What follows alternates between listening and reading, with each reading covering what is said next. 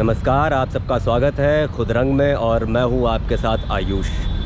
इस वक्त मैं लखनऊ यूनिवर्सिटी में हूं और यूनिवर्सिटी में क्यों आया हूं इसके पीछे सबसे बड़ा मुद्दा ये है कि जो अभी पिछले ही दिन हुआ BHU IIT की छात्रा के साथ कुछ लड़कों ने उसके साथ मिस हैपनिंग करी, जो बहुत ही गलत था। इसी मुद्दे में आगे जानते हुए चलिए हम यहाँ कुछ छात्राओं से बात करेंगे और जानेंगे कि आखिर उनका महिला सुरक्षा पे क्या उनका मेन अहम नज़रिया है। क्या पढ़ते हैं? एंथ्रोपोलॉजी से हम लोग पीजी कर रहे हैं। पीजी कर रहे हैं यहाँ सारे ये सब लोग आप लोग पीजी कर रहे हैं। तो अभी आप लोगों को पता होगा कि अभी IIT BHU में एक मिस हैपनिंग हुई कर्नाटक की लड़की के साथ। बीटेक की सेकेंड ईयर की लड़की थी। क्या हुआ तो आप सबको पता होगा। तो सबसे पहले मैं जानना चाहूँगा, ये जो विमेन सेफ्टी के ऊपर जो इतनी सरकारें दावा करती है लेकिन वो फेल होते नज़र आ रहा है, उस पर क्या कहना है आप लोगों का? उस पर यही कहना है कि जो जितने भी कागज़ी जितने काम हो रहे हैं उनको असल में ग्राउंड लेवल पे काम किया जाए। जैसे कागज़ पे आपने एक्ट निकाल दिया बट ग्राउंड लेवल पे आप आके चेक नहीं कर रहे हो कि वो एक्चुअल में वर्क हो रहा है या नहीं। और प्लस ये है कि वुमेन सेफ्टी के लिए वहाँ पे जैसे अभी ये बोल दिया गया है कि वुमेन बाहर निकल ही क्यों रही हैं जी। तो बाहर निकलने से कुछ नहीं होता है, आप आउटसाइडर को आने से रोकिए। जैसे हमारा कैंपस है, यहाँ पे किसी के भी मतलब ID कार्ड चेक नहीं होते, कोई भी कभी भी आ सकता है जी। तो ये सबसे बड़ा मतलब हमारे लिए खतरा ही है। मिस हैपनिंग कभी भी किसी के साथ हो सकती है। प्रॉपर एक्शन लेना बहुत ज़रूरी है, बहुत ही ज़्यादा। पहली बात तो ये जो दूसरी स्टेट से लड़की आई है तो वहाँ पे जो वार्डन थी जैसे परमिशन से गई थी या जो भी है जी, वो होना चाहिए था। प्लस जो वहाँ पे सिक्योरिटी गार्ड्स हैं उनको भी देखना चाहिए था, जो भी है मतलब मैटर। ये पॉसिबल तभी हो पाएगा जब साइकोलॉजिकल चेंजेस आएंगे, जब सबके माइंड में फिट किया जाएगा कि लड़का और लड़की बराबर हैं और उन्हें साथ में निकलने का एक मतलब राइट होना चाहिए कि आप 8 बजे लड़का निकल सकता है तो 8 बजे लड़की भी निकल सकती है। ये कोई वो नहीं होना चाहिए कि 8 बजे लड़की निकल रही है तो वो अनसेफ है, या आप बाहर निकल रहे हो तो आप जोन में आ रहे हो कि प्रोन हो रहे हो कि आप ये विक्टिम बनोगे ही बनोगे। ये चीज़ नहीं होनी चाहिए। पहले तो बेसिक है कि आपको सेक्स एजुकेशन करना चाहिए। एक तो ये टाबू बना के रखा है, लोग बात नहीं करते हैं और लड़कों की क्यूरियोसिटी हो जाती है तो लड़के खुद एक्सपेरिमेंट करने चले जाते हैं। और सबसे बड़ी चीज़ ये कि जो गलत हो रहा है उस पर एक्शन लेना चाहिए। जब आप एक बार एक्शन नहीं लेते तो वहाँ पे दो लड़कों की वो होती है कि यार हम भी करेंगे कुछ नहीं होगा। जहाँ एक बार सही से एक्शन ले लिया जाएगा, जहाँ उसको पनिशमेंट मिल जाएगी तो एक को मिलेगी 1000 बैठेंगे और एक को नहीं मिलेगी तो 100 खड़े होंगे,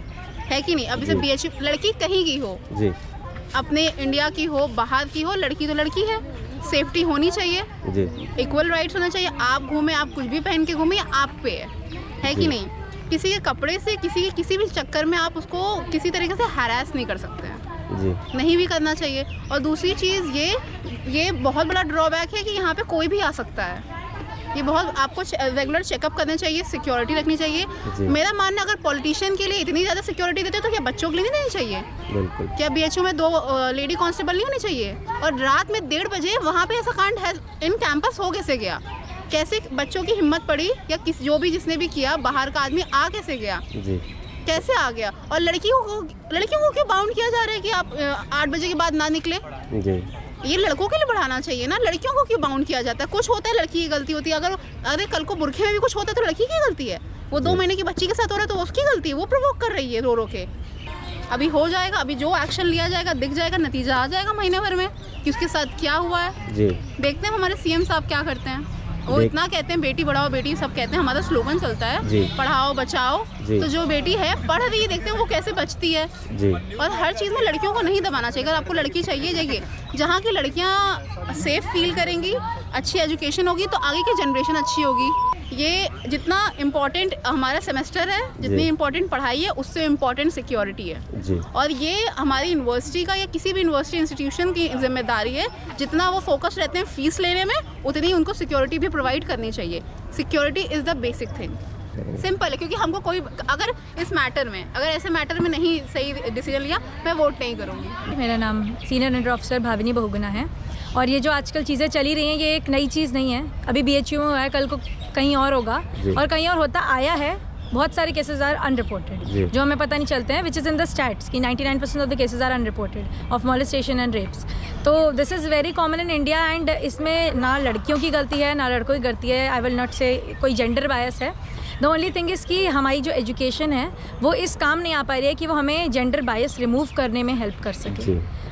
हम लोग को भी मतलब हम लोग we are filled with the fact कि लड़के और लड़कियां अलग होते हैं, लड़कियों को ऑब्जेक्टिफाई करना, उसमें लड़कों को टोका नहीं जाता है। तो ये कहीं ना कहीं वैल्यूज़ होती हैं जिसमें एजुकेशन हेल्प नहीं कर सकती है। वैल्यू सिस्टम एक फैमिली से आता है और वैल्यू सिस्टम टीचर्स के ओपिनियन से आता है या आप कैसे फ्रेंड्स के साथ रह रहे हो उससे आता है। अगर आप ऐसे ग्रुप में ही रह रहे हो जहाँ विमेन ऑब्जेक्टिफाई हो रही हैं तो you will look at a women as an object और आप यही चीज़ करोगे। तो यही रीजंस होते हैं बेसिकली। इसका रीज़न मेंटालिटी है जो किसी भी तरीके की एजुकेशन नहीं सॉल्व कर सकती है।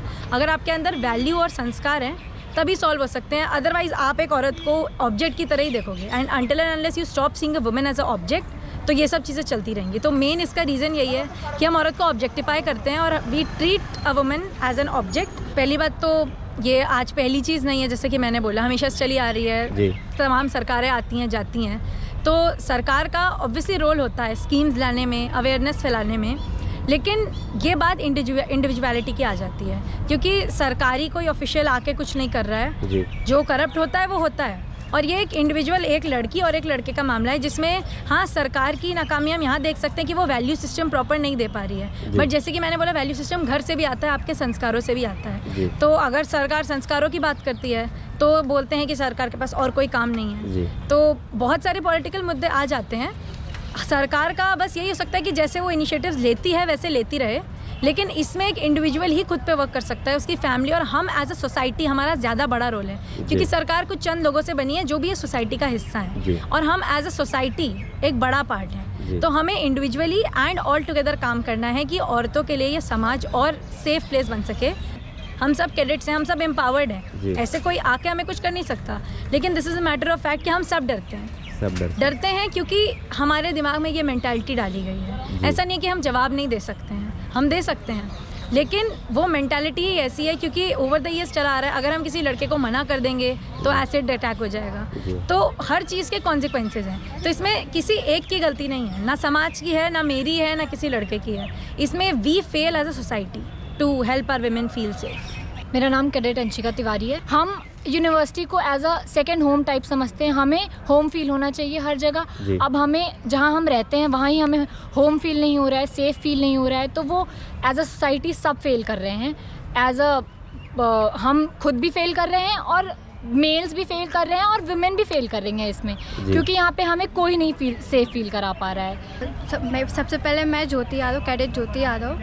जैसे कि हम सभी जानते हैं बहुत सारी स्कीमें आती हैं। हम लोग मदर्स डे के दिन वो देखते हैं, गवर्नमेंट अवेयर कराती है, और फिर इंटरनेशनल वुमेंस डे है उस दिन भी गवर्नमेंट आती है, स्कीमें बताती है, अवेयर कराती है बहुत सारी स्कीम्स लेके कि हम ऐसे ऐसे सोसाइटी को चेंज कर सकते हैं। जैसे हमारी SEO भाविनी मैम ने बोला, हमारी कैडेट अंशिका मैम ने बोला कि कहीं ना कहीं ये होता है कि सिर्फ इंडिविजुअली यार हम सरकार को गलती दे तो ये नहीं गलत होगा, क्योंकि सरकार तो काम करती है, लेकिन हमें भी ध्यान देना चाहिए कि हम कैसे कर रहे हैं। गलती शायद उसकी या उसकी हम किसी की नहीं दे सकते हैं। तो सरकार की भी कहीं ना कहीं गलती है, वो निगलेक्ट भी कर देती है। आपने कहीं देखा होगा, ये अभी सिर्फ BHU की बात नहीं रह गई, हम मणिपुर की भी बात कर ले, हम उज्जैन की भी बात कर ले। तो फिर हमें थोड़ा और गवर्नमेंट को ध्यान देने की ज़रूरत है थोड़ी।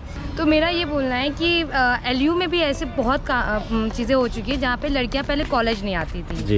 यहाँ LU में जो पिछले VC सर थे उन्हीं के टाइम पे ये था कि LU में लड़कियाँ नहीं आती थी, वो क्लासेस नहीं अटेंड करती थी। बट जब से नए VC आए हैं तब से यहाँ पे रिस्ट्रिक्शंस हुई हैं, रैगिंग कम हुई है एंड लड़कियाँ अब स्कूल कॉलेजेस आने लगी। जैसे कि हम लोग खुद आते हैं कॉलेजेस, हमारे जो प्रोफेसर्स हैं वो हमें बताते हैं कि ये भी टाइम था कि लड़कियाँ यहाँ पे कॉलेज नहीं आती। तो वहाँ एक VC का भी काम होता है, जो हेड होते हैं उनका भी काम होता है कि अपने सराउंडिंग्स में देखना कि क्या चीज़ें हो रही हैं क्या नहीं हो रही हैं।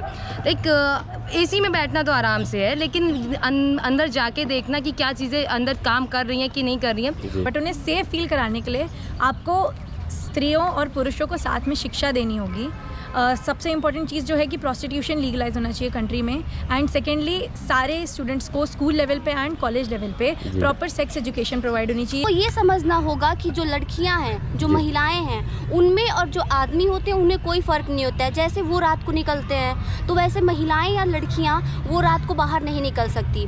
उनको ऐसा लगता है कि हम बाहर सुरक्षित नहीं है, हमारे साथ कुछ गलत दुष्कर्म हो जाएगा, लेकिन आज की जो हमारी पीढ़ी है वो कुछ नई सोच रखती है, लेकिन उतनी भी नई सोच नहीं रखती है कि आज हम पूरी स्वतंत्रता के साथ बाहर निकल सकें। जैसे कि हमारे पेरेंट्स भी हैं, तो जो शहरी इलाका है, हम लोग वैसे गांव से बिलोंग करते हैं, तो हम लोग अपने यहाँ की स्थिति बता सकते हैं कि हमारे यहाँ जो है अभी भी हमारे जो पेरेंट्स हैं इतने ज़्यादा जागरूक नहीं हैं। वो अभी भी सोचते हैं कि अगर हम बाहर रात को निकले तो हमारे साथ कोई दुष्परिणाम होना ही है, भले ही वो लड़की कितनी भी हो। लेकिन आप जैसे देख सकते हैं कि जो लड़कियां बाहर निकलती हैं, अगर वो छोटे ड्रेस पहनी हुई हैं तो सबसे पहले मुद्दा यही उठता है कि उस लड़की की गलती है कि उसने छोटा ड्रेस पहना था, उसने छोटा ड्रेस पहना था। और जो दूसरे मतलब कि जो लड़के थे, चाहे जो पुरुष थे, उन्होंने देखा और वो बोलेंगे कि भाई जब उन्होंने हमको आमंत्रित किया, जब वो खुद छोटे ड्रेस में पहन के घूम रही हैं तो हम तो उनके प्रति आकर्षित होंगे ही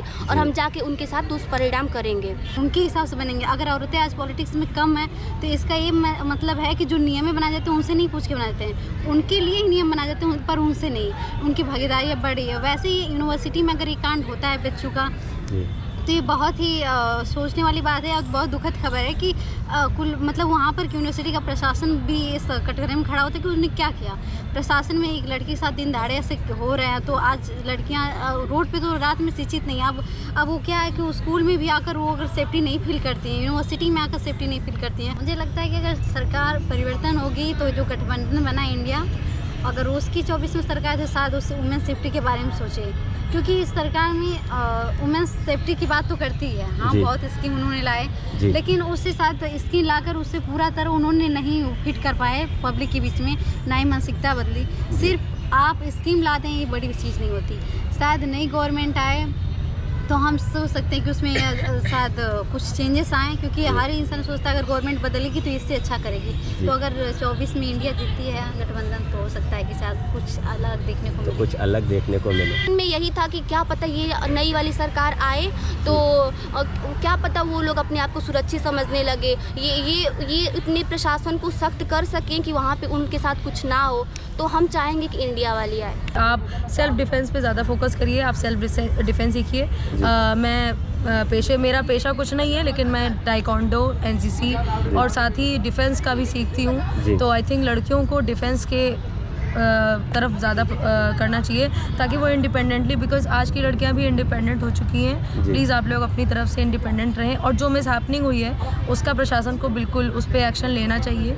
एज ए एनसीसी कैडेट और वर्दी मैं भी पहनती हूँ, किसी की हिम्मत नहीं हो सकती जब तक आप कुछ सही हो तब तक आपके साथ कुछ नहीं होगा। यदि आप गलत हैं तो आपके साथ ही गलत हो सकता है। अगर वहाँ के प्रशासन कुछ नहीं कर रहे हैं तो इट मीन्स कि कहीं ना कहीं उनका भी उसमें मेल हो सकता है, क्योंकि अगर नहीं उस पर एक्शन ले सकते हो तो आप कुछ तो जानते हो उसके बारे में। क्योंकि हमारी लखनऊ यूनिवर्सिटी इतनी बड़ी है, इसके हर डिपार्टमेंट के बाहर यहाँ कैमराज लगे हुए हैं। कभी भी कुछ भी मिस हैपनिंग भी अगर होगी ना यहाँ पे तो अगले को पहले ही पता चल, हम लोग को पता चल जाएगा बेसिकली, बिकॉज ये मेन कैंपस है यहाँ का। तो जैसा कि आप सब ने सुना कि क्या क्या यहाँ पे छात्राओं ने अपने अपने नज़रिया और पॉइंट ऑफ व्यू रखे, तो ये जो जितना भी कुछ वुमेन सेफ्टी को लेके जितनी भी सरकारें कर रही हैं, ये आने वाली सरकार अब क्या करेगी या फिर इस चुनाव में और सरकार क्या इन पे मुद्दे लेके आएगी, ये तो देखने वाली बात होगी।